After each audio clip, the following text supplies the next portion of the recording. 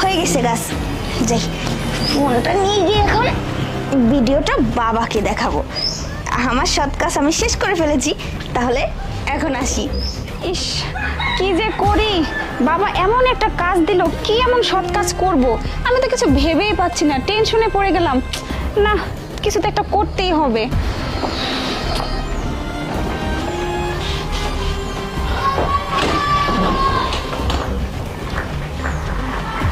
Idea পেয়েছি। যাক, এই যে একটা গাড়ি, এই গাড়ির হাওয়াটা আমি ছেড়ে দেব, আর তারপরে ওই লোকটা যখন ফিরে আসবে তখন ওই লোকটাকে বলবো যে আপনার গাড়িতে হাওয়া নেই, আপনি গাড়িটা নিয়ে যাবেন না, তাহলে আপনার দুর্ঘটনা ঘটতে পারে। এটা তো একটা ভালো কাজ, একটা মানুষের জীবন আমি রক্ষা করলাম। আর বাবাকে গিয়ে বলবো যে আমি একজনের জীবন বাঁচিয়েছি। যাই, তাড়াতাড়ি কাজটা করে ফেলি।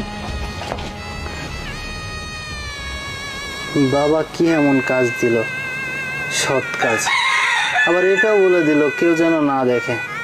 বুঝতে পারতেছি না কি করব। দুনিয়ায় কি এমন সৎ কাজ আছে যেটা কেউ দেখবে না? আরে ভাই, তুমি? আসসালামু আলাইকুম হুজুর। ওয়ালাইকুম আসসালাম। এখনো তো নামাজের টাইম হয়নি, তুমি এখনই এসে বসে আছো এই জায়গাতে? আসলে হুজুর, হয়েছে কি, আমি একটা চিন্তার মধ্যে আছি। আমি তো 5 ওয়াক্ত নামাজ পড়ি, আপনি ভালো করেই জানেন। আর বাবা আমাকে এমন একটা কাজ দিয়েছে, শুধু আমাকে না, আমাদের 3 ভাই বোনকে এমন একটা কাজ দিয়েছে যেটা সৎ কাজ হতে হবে। আর এটাও বলে দিয়েছে সেই কাজটা যেন কেউ না দেখে। তাই আমি আর কি বসে চিন্তা করছি যে কি এমন সৎ কাজ হতে পারে যে কেউ দেখবে না। আমি যে কোনো কাজ করতে গেলে কেউ না কেউ তো দেখে ফেলবে, তাই না? এটা নিয়েই ভাবছিলাম আর কি। শোনো ভাই, ওই যে উপরওয়ালা, উনি কিন্তু একজন আছে, উনি সব কিছুই দেখে।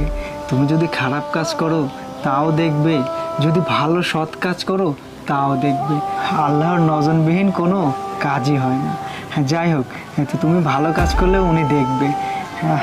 আচ্ছা, এক কাজ করো, হ্যাঁ টাইমও তো হয়ে আসছে, আমরা চলো মসজিদের ভিতরে যাই। ঠিক আছে হুজুর, আপনি মসজিদের ভিতর যান, আজান দিলে আমি চলে আসছি। আচ্ছা ঠিক আছে, আসসালামু আলাইকুম। ওয়ালাইকুম আসসালাম।